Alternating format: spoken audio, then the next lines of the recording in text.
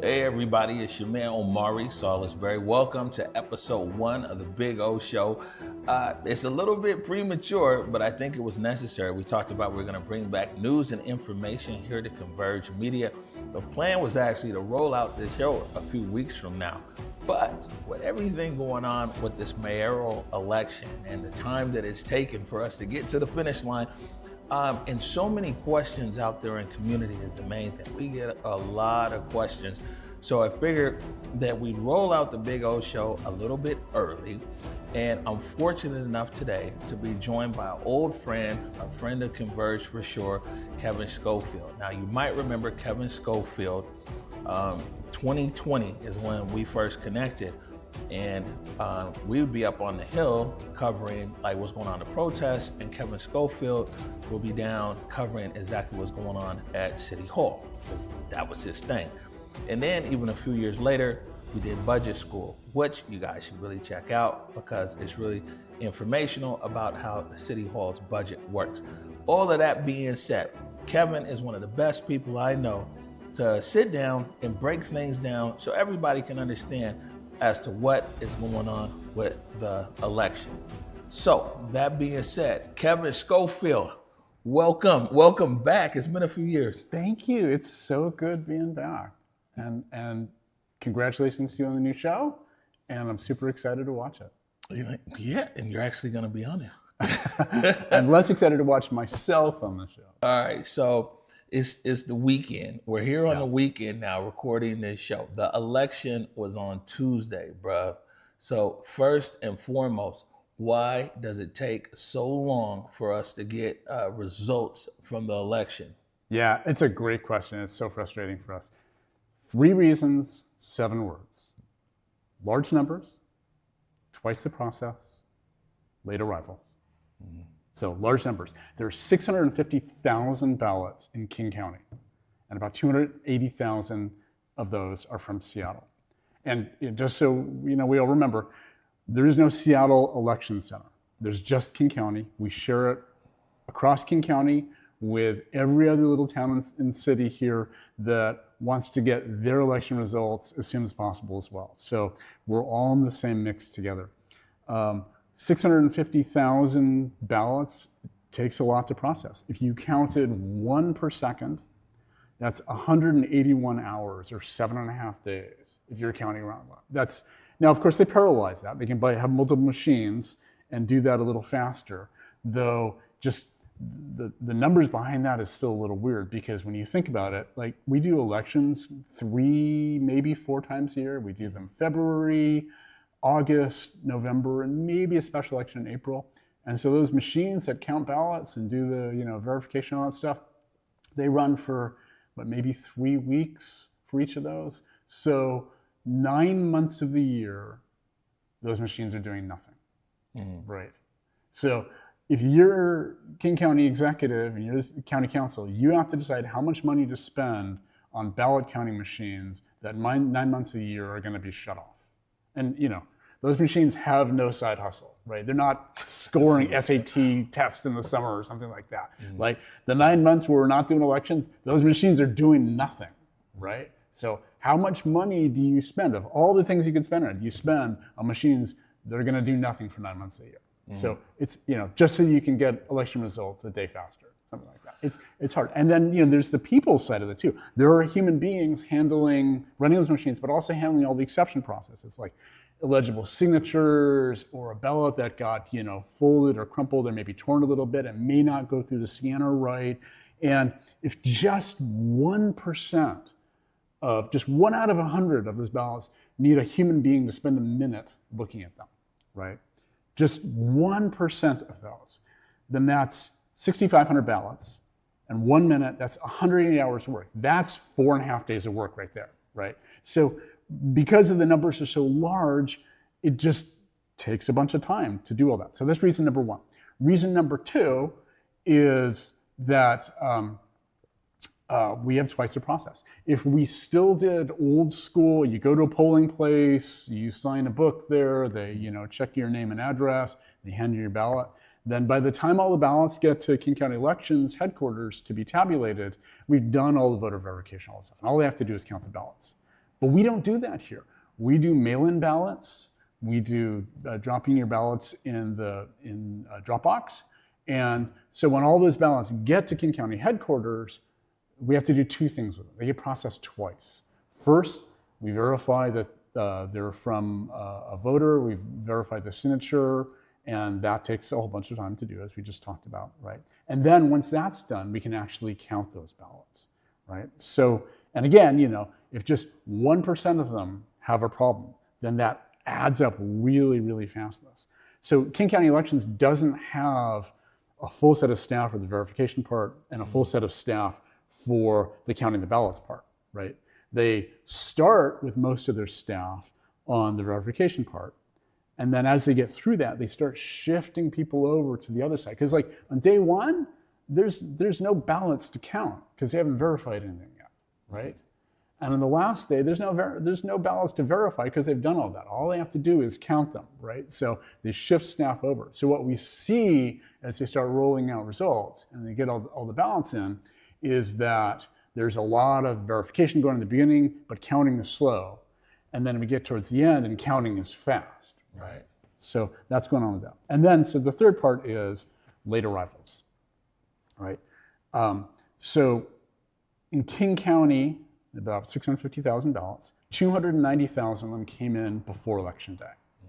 And 360,000 of them came in on Election Day or kind of trickled in the mail in the 3 days. 360,000? 360,000. Wow. Just of Seattle alone, 125,000 ballots came in on Election Day. 115,000 of them came into the drop boxes, which meant at 8 p.m. sharp on Election Day, King County Elections had to have people stationed at every single one of those drop boxes to close and shut the slot and lock it, take the big bin of ballots out of there, secure it right there so nothing's going in, nothing's going out, and then securely move all of those ballots to King County Elections headquarters so they can be verified and ballot. Like, I'm glad I don't have that job. I don't want that job to have to make sure that goes all right. Right. And they do a really, really good job of it, and they make sure that it's secure and it's a trustworthy process. But it's a lot of work just on Election Day to do that part of it, right? So then we've got all these late arrivals, and it's going to take 360,000 come in Election Day, right? It takes them a couple of days to get through the whole verification process for that. So what we tend to see is ballots that come in on Election Day don't actually start getting counted, don't show up in like the election results until like Thursday or Friday, right? And all the ballots, what we see on Election night and what we see really sort of on Wednesday, the day after Election night, is all the ballots that came in before Election Day that could get verified up ahead of time, and then they just have to count them. Right. Wow. It's a lot. I don't know. It seems to me like, people got to work. They got to go home. I don't know. Maybe they double up the shifts. So like the machine. The machine clearly can take it if it's only working a few weeks a year. You know what I'm saying? But these 24 hours these or are something. These are highly mechanical machines, right? Think about if you folded up your ballot the wrong way or you tore it a little bit, something like that, and they get jammed. Like ballots get jammed in these machines all the time, right? And so they've got a bunch of maintenance workers stationed there, through this week, through last week and through next week, just making sure every time those machines jam, they can get in there or something breaks in, because it's like the paper is just flying through these machines, right? And it's so easy for something to break when machines that are running that fast in a very mechanical task. Right. And so what's the left shift that everybody talks about here? Let's explain that to people. Yeah. The left shift in Seattle. Yeah, that's a great question. It goes back to what we were just talking about 360,000 ballots show up on Election Day, 125,000 here in Seattle, right? And what we know is that the people that tend to vote on Election Day skew younger and more progressive. Right. And the people who vote before Election Day tend to be older and more moderate, right? So because there's this basically 2-day delay before any of those Election Day ballots actually get counted and show up in the results. What we see on election day and on Wednesday in the results is the more moderate side of Seattle. And what we see showing up on Thursday and Friday is those election day ballots that tend to skew younger and more progressive. And so we almost always here in Seattle see this kind of leftward shift. That's not universal across the country. It's not even universal in Washington state, but it is true here in Seattle. It's just us. Yeah, it's just. And this is consistent. It's very consistent. And we've seen it already this year. All right. Well, speaking of seeing it already this year, tell us what's going on in the race for mayor for Seattle. So Mayor Harrell, it's the weekend, so you've gone through results for Tuesday, Wednesday, Thursday, Friday. Mayor Harrell still has a slight lead over Katie Wilson, the challenger in this election. On election night, we're talking about that's sort of the more moderate side of Seattle is what we see in the results there. Harrell was leading by about 8 points. And his lead actually increased a little bit on Wednesday because it was still really just sort of the before election day ballots they were counting. But once Thursday, right, and we started seeing the election day ballots showing up, we saw much clearer skew towards the left.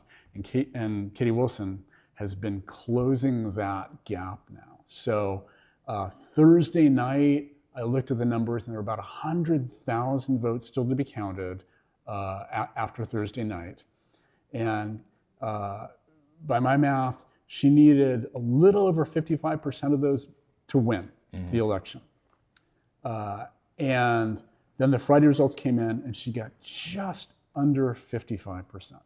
And there's every reason to believe that with the 45,000 votes still to be counted, it's going to be about the same. It may be a little bit more than that, maybe a little bit less, but it's going to be somewhere in that close range. And if that holds true, and you're saying that though based upon also this left shift that you've seen, election after election, is why you're like, hey, you know what, this trend very well might keep. Yeah, there is no reason to believe that the last 45,000 are going to be any different from the 55,000 that they just counted on Friday. It should be pretty close to the same. And if that holds true, and this is statistics, there's going to be some variation there. But if that holds true, this is going to be super close. This is going to be down to like a couple hundred votes separating them by the results that we see on the end of day Monday. So what you're saying is, in your opinion, if everything holds the way it is, this is going to come down, I guess you would say, to the wire. It's absolutely going to come down to the wire. Speaking of then coming down to the wire, maybe you can talk about some of, I guess, the quirky things or the things that people might not think about when there's ballots being challenged or there's ballots where no one selected the mayor, and what do those numbers look like, and what impact could that play? Yeah, so in the context of, this could come down to a couple hundred votes. There were 4,500 votes so far, 4,500 ballots submitted from Seattle, where there was no vote for mayor. They didn't vote for Harrell, they didn't vote for Wilson, they didn't do a write-in. There were 900 write-ins, 4,500 no votes, and 2,100 ballots that had not actually been counted yet, what we call challenged, either because they were postmarked, they were mailed in but postmarked after Election Day, or most often the signature doesn't match the signature on file for that voter. So they couldn't actually verify that the person who submitted that ballot was the person registered to vote. So the 2,100 that were challenged can still be what they call cured. What happens when King County Elections challenges, when they came to the voter signature verification, is they contact the voter. So when on that ballot, when they tell you write your phone number or your email address, they use that to contact you if they can't verify your signature. They've done this to me before. And then you have an opportunity to do a little bit of paperwork and fix it so that they can verify your ballot and still count it. So now with 2,100 ballots left, which could be as much as 10 times as the difference between the two candidates, there's going to be an enormous amount of effort by both Wilson and Harrell in their campaigns to go contact as many of those voters as possible. So is that now public information? Yeah, so it's really interesting. While we don't know how those 2,100 people vote, the list of people whose ballots were challenged is public information, and both campaigns have that list. So they grabbing the list. They're grabbing the list. They're They're like comparing it with their donor list, with their mailing list to see the names of people who are on those lists. And they're only going to be reaching out to people as much as possible who they think are the ones who are going to vote for them. Because they don't want to risk curing the ballot for their opponent. Yeah. So Harrell's campaign doesn't want to be curing Wilson ballots, and Wilson's campaign doesn't want to be curing Harrell ballots. So they're going to be working independently. But you know what? You don't have to wait for any of them to do this, right? You can go up to the King County Elections website, and you can see what happened to your ballot. You can see if it was verified, received, verified, and counted. And if you see if it was challenged, even if for some reason they couldn't contact you, you can actually start working to cure that ballot. So in an election this close, every one of those ballots is going to matter. So I would encourage everybody to go up to the King County Election site, check on your ballot, make sure, and there's a really easy, clear link to say, check on my ballot, and make sure that your ballot was counted and be able to cure it if it doesn't. Man, so you said something interesting I want to circle back to, is that you said that 950 people did a write-in. They wrote in. 914 so far. There'll probably be about 950 by the time they're done. Wow. Yeah. So 914. I mean, when you talk about this election and how close it's going to be, there's 914 right now that just wrote in something else. But you said 4,000? 4,500. 4,500. So far, who were like none of the above. They didn't vote for Wilson. They didn't vote for Harrell. They didn't do a write-in. Yep. I bumped into quite a few people who said they were only voting for like Medic One, and things like that. They were unimpressed by anybody on the ballot on either side. And so I know that there's some ballots like that. But now it's so close, it makes a difference. It makes a huge difference, right? So, it's going to come down a couple hundred votes, or closer.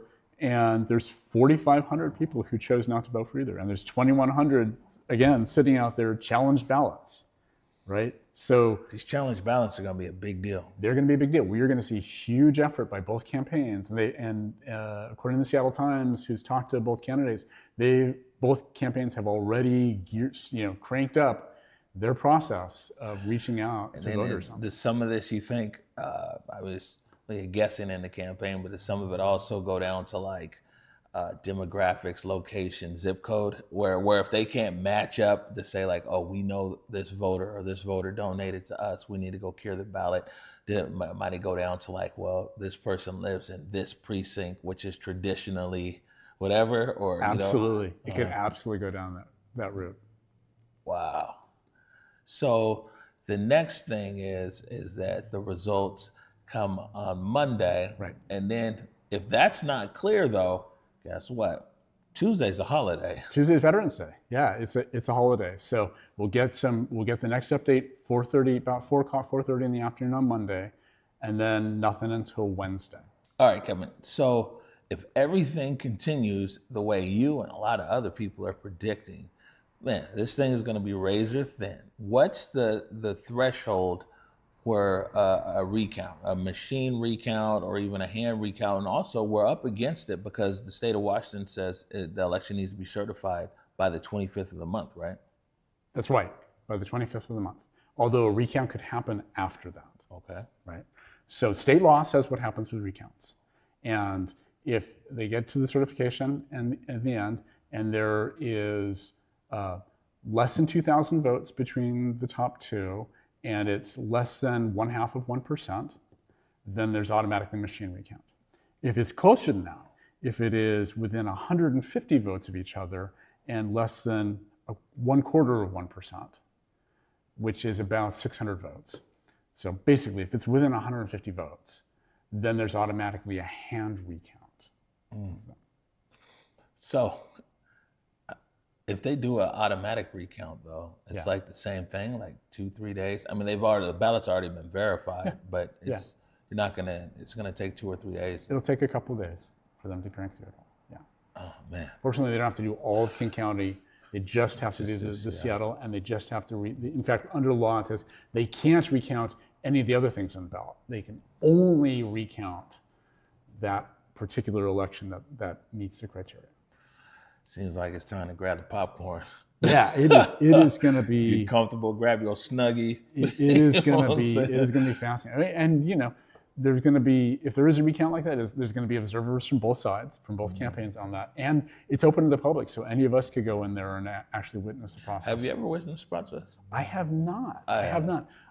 They do. King County Elections has live webcams up on their website, so you can look in over the internet and watch them doing the processing of it. Right. What do you know the numbers around the overall turnout, percentage turnout? Yeah. So across King County, it's coming up on 46%, and in Seattle, it's just under 56% now. It's probably going to end up 55.7, 55.8%, something like that. How's that bear for the city of Seattle? It's actually pretty good for an odd year election. The big years are electing members of Congress and President of the United States. The big federal elections, we tend to have higher. But what's really interesting to me when I look at this is that there is a big difference in each of the different council districts, right? So even in a year like this where we're only electing a couple of district-based council members, the King County elections will still sort of give you data about how many people are voting in each district, and it's really kind of interesting to look at the numbers. So first of all, we just went through redistricting for county districts, and they redistrict so that there's an even number of residents in each district.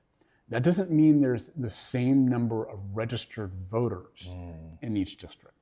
So for example, District 6 has the highest number of registered voters at about 81,000. And I think there are a couple of districts, District 7, District 2, District 3 have, the districts that have a lot of younger people and a lot of immigrants. They still have the same number of total residents as the other districts, but they have fewer numbers of registered voters. And then you have to look at sort of what is the participation rate for each of those. District 6, which has the highest number of registered voters, also has the highest participation rate. They're well over 60% in this election. And District 2, unfortunately, has the lowest. But it was an observation that in talking to people I've come across, and you see all the time, especially if people talk about Seattle, they're like, "Hey, you guys, you get what you vote for," and all this kind of stuff. I know you're not on Twitter anymore. Don't come back, man. You know what I'm saying? It's like Twitter's bad, man. Yeah. But up there, sometimes I'm on Twitter and I'm eating my popcorn, man, and I'm reading through comments, but we hear people say like, "Oh, you get what you vote for," but I think sometimes in the city of Seattle, we get what people did not vote for because so many people do not come out to vote. And for me, I think that some of the issues that are really primary issues to people in the everyday, they become institutionalized with it. Quality of life issues. I just had a surgery here. Recovered now, but during the time, just going to the drugstore, everything's behind plastic. Yep. Takes 10, 15 minutes to get help. And, firstly, for me, I've got 100% recovery. I'm like, what about our elders who go to drugstores and, they're sitting there and they can't get help? Yeah. I mean, it's quality of life issues, but it's become institutionalized. The most expensive city in America for Uber. People just take it. And so it's not translating. The pain that people are suffering here in this city is no longer even translating to a ballot box or anything. Because a lot of people I talked to, and some who just weren't voting, they was like, man, nothing's going to change for us. And so the quality of the consistent quality of decline of quality of life here is now becoming ingrained, because especially with the people who's impacted the most by this decline in quality of life, this rise in affordability and everything else, they're not even voting. They're just like, man, nothing's gonna happen. And with low participation rates, and on top of the fact that we have district-based council positions, you put those together, and it turns out you don't need a whole lot of votes to get elected. So Eddie Lynn, we're doing a special election for District 2 right now. Eddie Lynn is going to get into office with probably less than 20,000 votes, right? In a city of 780,000 people with just over 500,000 registered voters, it takes less than 20,000 votes to get elected to the city council. Yeah, that's wild. That's wild. I was looking at that because actually when they were calling elections and everything, and I was telling my colleagues, I was like, man, it's a small number of votes in totality for D2. And so, that's wild what you just said. Less than 20,000 votes. And you're on the city council. And in some ways, some people would argue that's how you end up with more polarized politics on city council and in government as a whole, when it takes fewer votes to get elected, right? It's easier to run a campaign to get 20,000 people in your district to vote than to try to get a larger number. Yeah, no, that's wild. We had Eddie Lynn and Adonis Ducksworth right here in the studio. People love coming to the studio, man. I do too. Yeah. All right, so before we wrap it up here, Yeah. you know what I'm saying? What are some takeaways that you want to leave our audience with about this, where we're at here with this election that just keeps going? It's going to keep going for a while, right? It will probably be at least another couple weeks. If everything plays out the way it's looking right now, it's probably going to be at least a couple weeks before we know officially who the next mayor is going to be of the city of Seattle. And the other big takeaway is go up to the King County election site and verify that your ballot was accepted and counted. And if it wasn't, if there was a problem with the signature verification, get it fixed, because every single vote is going to matter in this election. It's going to be that close. That's wild. Yeah, for sure. You heard Kevin say it. Let me reinforce it. That go to the county website, make sure that your vote has been counted, like 100%. Like, you might be the change maker, you know what I'm saying, on the real. And so for all the people who didn't vote, we hope that we get you, next election, because maybe you see now that, like, for certain races, man, it's really important to get out and vote. And for those that did vote, man, check that ballot 100%. You really might be the difference. And I guess we will have an expectation that, I know they're out now, but I remember a few years ago where there was Sawant, and when Sawant ran, I forget the last name. The recall election, that was super close. It was down to like 300 votes. It was one of them. And Sawant had a whole ground game out there, curing votes. Yep. Curing votes. Yep. So we'll see that. Kevin Schofield, thank you so much. I appreciate you taking the time to inform our audience, and give some insight to what we can expect. Kevin said, grab your popcorn, get your Snuggie, you know what I'm saying? Get comfortable. We might be at this for a while. Thank you, sir. It's always a privilege to be here.